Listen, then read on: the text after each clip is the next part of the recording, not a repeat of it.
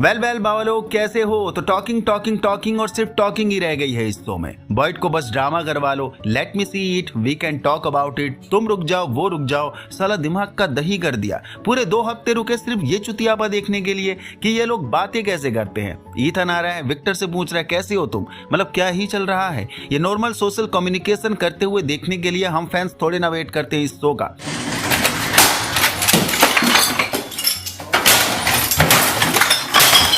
सच बताऊं, डिसअपॉइंटिंग था मेरे लिए ये एपिसोड बहुत ज्यादा।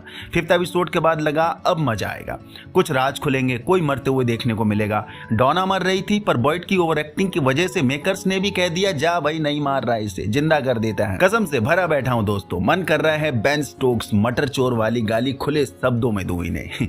लेकिन कुछ हिडन डिटेल फिर भी प्रोवाइड करी गई है मेकर्स के द्वारा, इसलिए बात करना भी जरूरी है उन पे, क्योंकि ये बिल्डअप एपिसोड भले ही था पर फ्यूचर के लिए सॉलिड हिंट एंड क्लू छोड़ के जाता है। क्योंकि एक तरफ बॉयड और जेड कॉलोनी हाउस के नीचे छुपे सीक्रेट टनल तक पहुंच गए हैं, तो दूसरी तरफ विक्टर की पुरानी कहानी एक ऐसे इंसान की तरफ इशारा कर रही है जो सब कुछ फिक्स करते करते खुद बर्बाद हो गया था। साथ ही बात करेंगे कि क्या सोफिया अब हेनरी को अपने कंट्रोल में लेने वाली है, रॉजर की बॉडी को क्लाउन बनाकर भेजने के पीछे क्या पर्पस हो सकता है मॉन्स्टर्स का, और क्या फातिमा का गोलम सच में सेवियर है या फिर टाउन का अगला मॉन्स्टर बनने वाला है। और सबसे बड़ा सवाल, क्या जेड और टेविथा को मिल रही मेमोरीज सच में सॉल्यूशंस हैं या फिर एक और केयरफुली डिजाइंड ट्रैप। तो चलिए ब्रेक डाउन करते हैं एपिसोड की हर इंपॉर्टेंट डिटेल्स को, हिडन क्लूज को और फ्यूचर थ्योरी को भी। उससे पहले प्लीज लाइक द वीडियो, नए लोग चैनल को सब्सक्राइब जरूर करना। सबसे पहले बात करते हैं, बॉयड और कैनी विक्टर के पास जाते हैं जो कि छत पर सुसाइड करने नहीं गया था, उस बंदे को याद करने गया था जिसे एक बार यहां से सुसाइड करते हुए विक्टर ने देखा था। यहां नोटिस करना ये इंपॉर्टेंट डिटेल हो सकती है क्योंकि विक्टर ने मेंशन किया था एक बंदा था जो यहां सब कुछ फिक्स करने की बहुत कोशिश करता था, मींस सॉल्यूशंस ढूंढने के लिए, लेकिन चीजें सॉर्ट आउट करने की बजाय चीजें मैस्ड अप ज्यादा हो गई उससे, और उसके बाद फिर उसने सुसाइड कर लिया। यहां तक तो सब ठीक है, बट हम ये भी जानते हैं कि मरने के बाद ये टाउन रीइंकार्नेटेड वर्जन्स मींस उन्हीं बंदों को दोबारा से ले आता है जिनको किसी पर्पस के लिए यहां भेजा पर वो नाकाम हो गए, लाइक जेड एंड टेविथा। ये सब बड़े एग्जाम्पल है हमारे लिए। सो माई पॉइंट इज दैट कि वो सुसाइड करने वाला बंदा आखिर कौन होगा, क्या जेड ही होगा या बॉयड होगा, क्योंकि उस मिस्टीरियस बंदे की तरह इस टाउन में बॉयड और जेड भी तो सब कुछ फिक्स करना चाह रहे हैं, लगातार आंसर्स ढूंढ रहे हैं, सॉल्यूशंस ढूंढ रहे हैं। बट हम ये भी जानते हैं कि जेड पिछले जन्म का क्रिस्टोफर था, तो जेड तो मुश्किल है कि वो बंदा होगा। क्या बॉयड को हम एज्यूम कर सकते हैं उस बंदे के लिए, क्योंकि विक्टर जिस बंदे के बारे में आइडेंटिफिकेशन दे रहा है वो मोस्टली बॉयड का एटीट्यूड एंड इन्वेस्टिगेशन बिहेवियर को रेफर कर रहा है, और बॉयड हमें इस समय काफी टेरिबल सिचुएशंस में भी दिख रहा है। हम ये भी जानते हैं कि बॉयड को ये प्लेस बुरी तरीके से तोड़ रही है, उसे गिव अप करने पर मजबूर कर रही है, उसे सफर करवा रही है।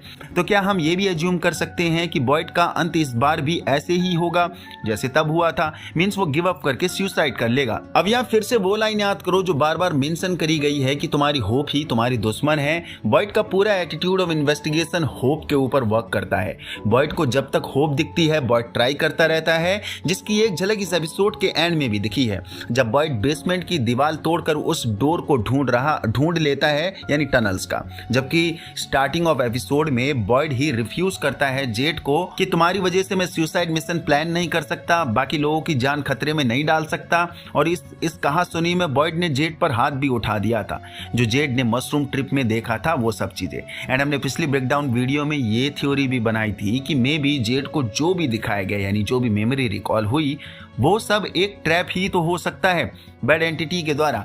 मींस ठीक है, सॉल्यूशन वहां से मिलेगा जो कि तय है कि पुरानी मेमोरीज याद करने से मिलेगा। एंड सो अभी के लिए यही फोकस भी करा रहा है हम सभी को कि जेड एंड टेबी को ही जो रिकॉल आ रहा है वो हेल्पफुल है। But negative point of view से देखें तो वो सब एक ट्रैप भी तो हो सकता है, जहां जेड एंड टेबी को ये सबक लेना पड़ेगा कि जब हर बार इन्हें यहां आकर मेमोरी रिकॉल हो रही है तो ये फेल क्यों और कैसे हो जा रहे हैं, ऐसी कौन सी गलती इनसे बार बार हो रही है जो ये फेल हो जा रहे हैं सब कुछ याद आने के बावजूद। तो क्या यही चीज पर तो ध्यान नहीं देना पड़ेगा कि जो भी रिकॉल हो रहा है उस पर ब्लाइंडली ट्रस्ट करके फॉलो भी नहीं करना है, उस रिकॉल मेमोरी की डेप्थ को प्रॉपर्ली इन्वेस्टिगेट करके फाइनल डिसीजन तक पहुंचना पड़ेगा। जैसे इस एपिसोड के एंड में हुआ, जेड ने बोला बेसमेंट डोर से टनल्स में जा सकते हैं और बॉयड फ्रस्ट्रेशन में आकर ज्यादा ना सोचते हुए नो प्लानिंग्स के साथ टनल्स का रास्ता सीधा कॉलोनी हाउस से जोड़ दिया, जो कि एक खतरा खतरा ही तो हुआ।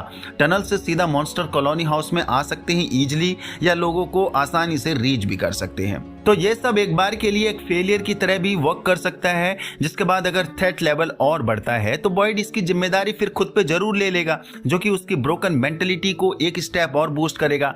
Now talk about Sophia and Henry's character. First of all मैं खुश हूं कि हेनरी को कुछ नहीं हुआ, क्योंकि प्रोमो ब्रेकडाउन में हम थ्योरी यही बना रहे थे कि हेनरी मारा जाएगा, पर वो टोटली सेफ है इस एपिसोड के लिए। आगे के लिए क्या होगा वी डोंट नो, उसकी कोई गारंटी नहीं है, क्योंकि हम सभी ने देखा सोफिया ने अपना ब्लड हेनरी के ग्लास में मिला दिया है और उसे हेनरी ने ड्रिंक भी कर लिया, जिसके बाद हेनरी को वो आखिरी पैग हार्ड लगा। हेनरी भी लाइक की साला अब मजा आया है, अब तक चढ़ ही नहीं रही थी। पर सोफिया का क्या पर्पस होगा बिहाइंड दिस एक्टिविटी? क्या वो हेनरी को पजेस्ट करके अपनी इशारों पर नचाने वाली है? क्योंकि ये तो तय है अभी सोफिया हेनरी को नहीं मारेगी, मारना होता तो कब का मार देती।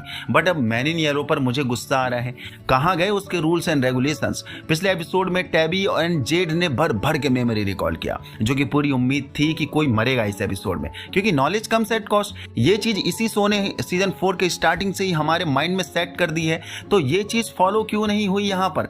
बाय गॉड क्यों ऐसा लग रहा है मेकर्स स्टोरी को सही जस्टिफिकेशन नहीं दे रहे हैं? अब क्या मेकर्स को अब पता ही नहीं चल रहा है कि वो लिख क्या रहे हैं और स्टोरी कहाँ जा रही है, मींस स्ट्रेच हो रही है? क्योंकि कोई तो मरना था इस समय पर, लेकिन अब तुम रॉजर की डेथ को काउंट मत करना, रॉजर की डेथ पैटर्न अलग है। ऐसा कोई जो जेड एंड टैबी के क्लोज हो तब जाके सही पे ऑफ मिलेगा, वही चीज फिर से काउंटर होती है। या तो जो चीज फिर टैबी और जेड को रिकॉल हुई वो यहाँ के सर्वाइवर्स के लिए वर्थ इट है ही नहीं, तभी तो मैन इन येलो खामोश बैठा है और वो चाहता है कि ये लोग फिर उसके उसी फेक मेमोरी में भटकते रहे, जो कि इस टाउन को का ही फायदा है। अगर ये लोग उसी में भटके रहेंगे तो सही सॉल्यूशन तक अपने आप ही नहीं पहुंच पाएंगे और ऐसे में टाइम निकल जाएगा। एंड दूसरी तरफ सोफिया हेनरी को अपने बस में करके जरूर बिहाइंड द सीन गेम खेलेगी।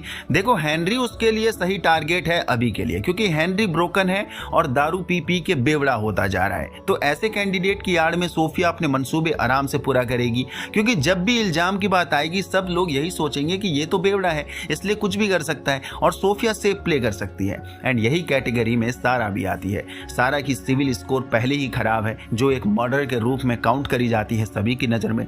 तो सोफिया के पास अब 2 कैंडिडेट हो गए हैं उनके कंधों पर बंदूक रख कर चलाने के लिए।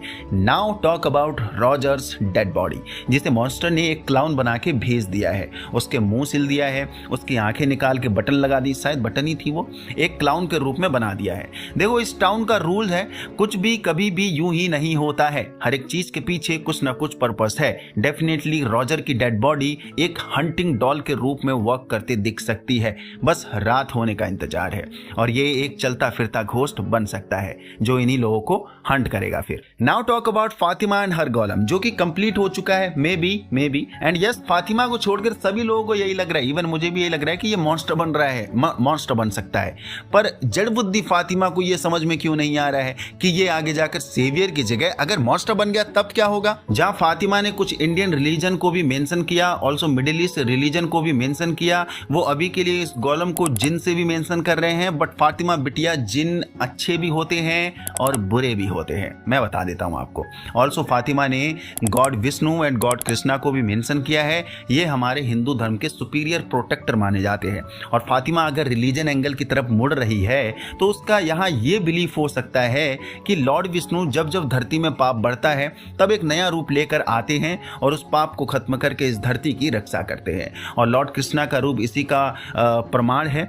जब कंस का पाप बहुत ज्यादा बढ़ गया था तब कृष्णा अवतार में विष्णु ने कंस को मारकर धरती की रक्षा करी थी, ऑल्सो अपने डिवोटीज की भी रक्षा करी थी। वेल फातिमा कहीं ना कहीं लॉजिकल बात तो कर रही है। यस, इस धरती का नियम है, अगर नेगेटिव थिंग्स हैं तो पॉजिटिव थिंग्स भी होंगी, क्योंकि ये नेचर हमेशा बैलेंस रहता है, अनबैलेंस्ड कभी नहीं रहता है। पर फातिमा भी तो उस होप सिस्टम का ऊपर डिपेंड नहीं हो रही है। उसकी उम्मीद है कि ये गोलम जिन या फिर विष्णु या फिर कृष्णा की तरह हमारी रक्षा करेगा, लेकिन ये गोलम असली राक्षस में भी तो तब्दील हो सकता है, जो कि नो डाउट अभी के लिए सभी का यही अजम्पशन है कि ये गोलम आगे जाके सबकी खटिया ही खड़ी करेगा। और अब तो बॉयड ने टनल्स का रास्ता भी सीधा सीधा कॉलोनी हाउस से मिला दिया है बेसमेंट एक्सपेरिमेंट के थ्रू। तो क्या आगे ऐसा हो सकता है मॉन्स्टर्स फातिमा के गोलम को ले जाके उसमें जान भर देंगे, मीन्स मॉन्स्टर बना देंगे? वेल देखते हैं आगे और क्या मिलता है। ज़्यादा कुछ नया इस एपिसोड में था नहीं, सिर्फ बातें ही बातें थी। बाकी अब मिलते हैं ending explain and future prediction video में कुछ थ्योरीज के साथ, अमेजिंग थ्योरीज का, क्योंकि है कुछ है फ्यूचर के लिए। एंडिंग सॉलिड हुई है।